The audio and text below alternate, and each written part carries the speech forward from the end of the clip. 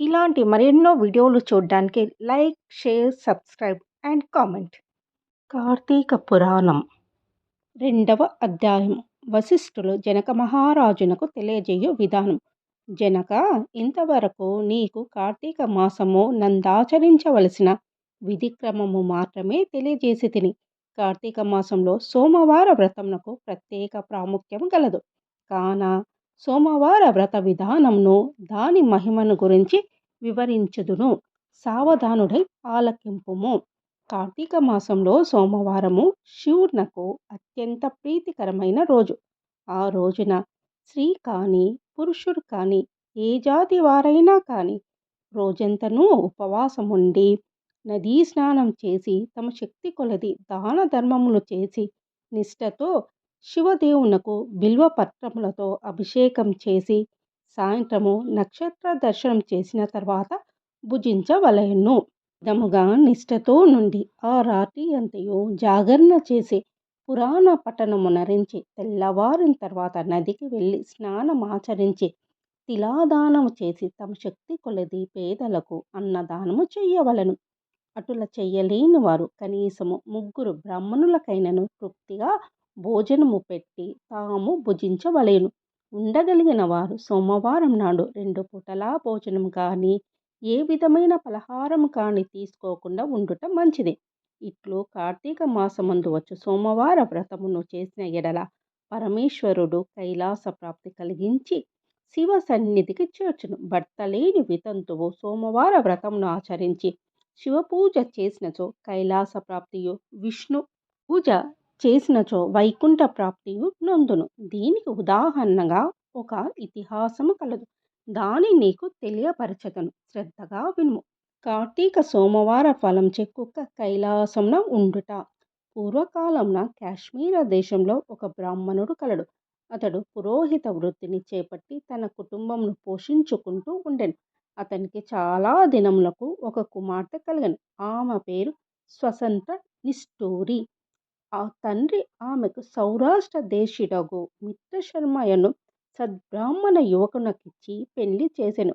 ఆ బ్రాహ్మణ యువకుడు 4 వేదములు శాస్త్రములు అభ్యసించిన వాడైనందున సదాచార పారాయణుడై ఉండెను. అతడు భూతదయగలిగిన వాడు, నిత్య సత్యవాది, నిరంతరము భగవన్నామ స్మరణ వాడగును ఎగుటచే లోకులెవ్వరునూ అతన్ని అపరబ్రహ్మ అని కూడా చెప్పుకొనుచుండేటి వారు.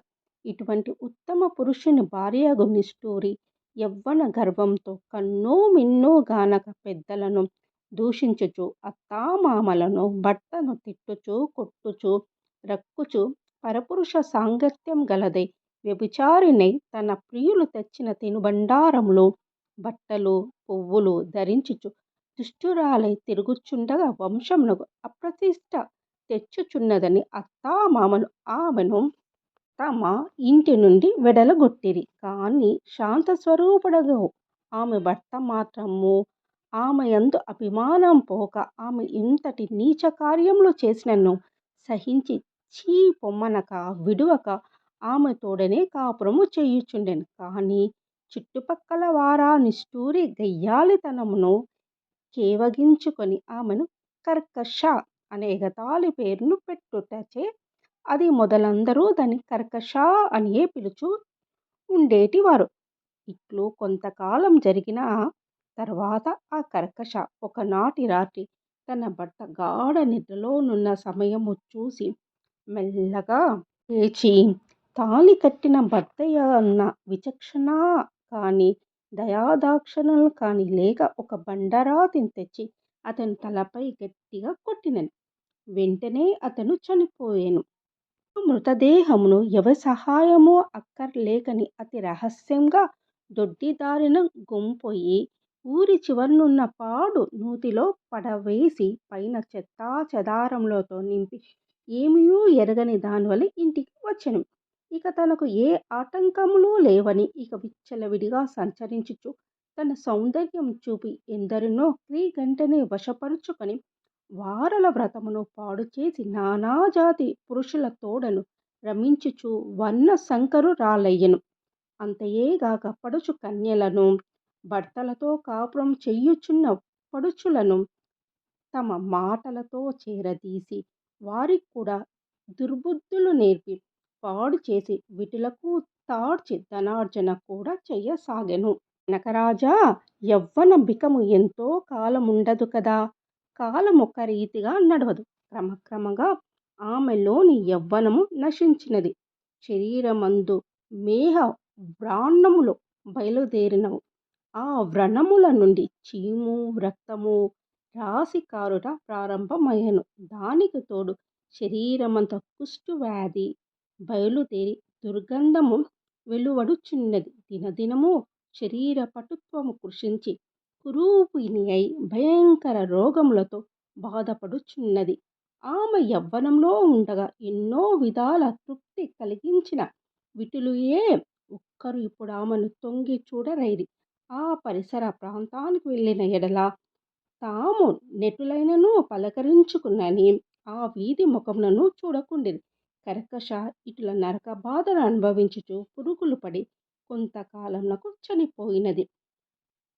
బతికినన్నాళ్ళు ఒక్కనాడైనా పురాణ శ్రవణమైనను చెయ్యని పాపిష్ఠురాలు కదా. చనిపోయిన వెంటనే భయంకరమైన యమభటులు ఆమెను గొంపొయి ప్రేత రాజయగో యముని సన్నిధిలో నుంచగా యమధర్మరాజు చిత్రగుప్తుల వారిచే ఆమె పాపపుణ్యముల జాబితాను చూపించి, భటులారా, ఈమె పాప చరిత్ర అంతింత కాదు. వెంటనే ఈమెను తీసుకువెళ్ళి ఎర్రగా కాల్చిన ఇనుప స్తంభములకు కట్టబెట్టుడు అని ఆజ్ఞాపించెను. విటులతో సుఖించినందుకుగాను యమభటులు ఆమెను ఎర్రగా కాల్చిన ఇనుప స్తంభమును కౌగలించుకోమని చెప్పిరి. భర్తను బండరాతితో కొట్టి చంపినందుకుగాను ఇనుప గదలతో కొట్టిరి. పతివ్రతలను వ్యభిచారిణులుగా చేసినందుకు సలసలా కాగిన నూనెలో పడవేసిరి.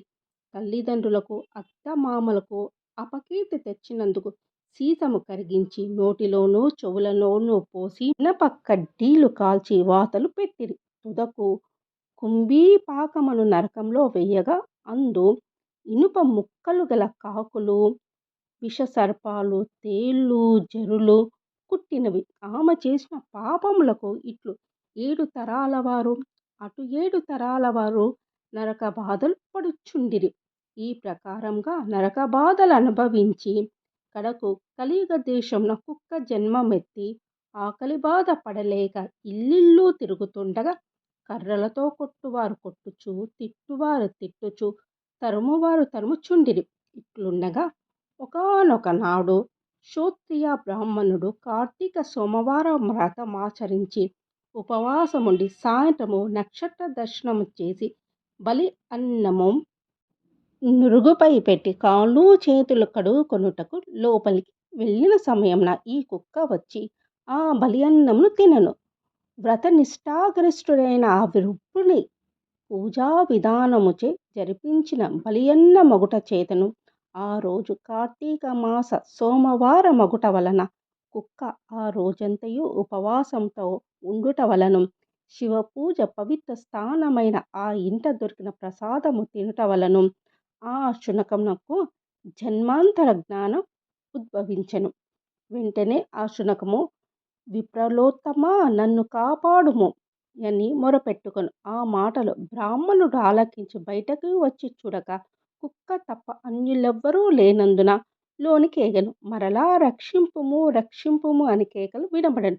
మళ్ళా విప్రుడు బయటకు వచ్చి, ఎవరు నీవు, నీ వృత్తాంతమేమి అని ప్రశ్నించగా, ఎంత ఆ కుక్క, మహానుభావా, ఈ పుట్టుకకు వెనుక 15 జన్మల ముందు విప్ర కులాంగమునను నేను వ్యభిచారిణై అగ్నిసాక్షిగా పెండ్లాడిన భర్తను చంపి వృద్ధాపంలో కుష్ఠురాలునై తనువు చాలించిన తర్వాత యమదూతల వల్ల మహా నరకమనుభవించి నా పూర్వీకుల పుణ్యఫలం వల్ల ఈ జన్మలో కుక్కనైతిని. ఈరోజు మీరు కార్తీక సోమవార వ్రతము చేసి ఇచ్చట ఉంచిన బలి అన్నము తినుట వలన నాకు జ్ఞానోదయం కలిగినది. అవునా ఓ విప్రోత్తమా, నాకు మహోపకారంగా మీరు చేసిన కార్తీక సోమవార వ్రత ఫలం ఒకటి ఇచ్చి నాకు మోక్షము కలిగించమని ప్రార్థించెను అని వేడుకొనగా, కార్తీక సోమవార వ్రతంలో చాలా మహత్యమున్నదని గ్రహించి బ్రాహ్మణుడు ఒక సోమవారం నాటి ఫలమును ఆమెకు ధారపోయగా వెంటనే ఒక పుష్పక విమానము అక్కడకు వచ్చెను. ఆమె అందరికీ వందనము చేసి అక్కడి వారందరూ చూచుచుండగానే ఆ విమానమెక్కి శివ సాన్నిధ్యమున కేగెను. వింటివా జనక మహారాజా, కావున ఈ కార్తీక సోమవార వ్రతమాచరించి శివ సన్నిధమును పొందుమని వశిష్ఠునకు హితబోధ చేసి ఇంకను ఇట్లు చెప్పనొడంగిరి. ఇట్లు స్కంద పురాణ అంతర్గత వశిష్ఠ ప్రోక్త కార్తీక మహత్యం మందలి 2వ అధ్యాయం 2వ రోజు పారాయణ సమాప్తం.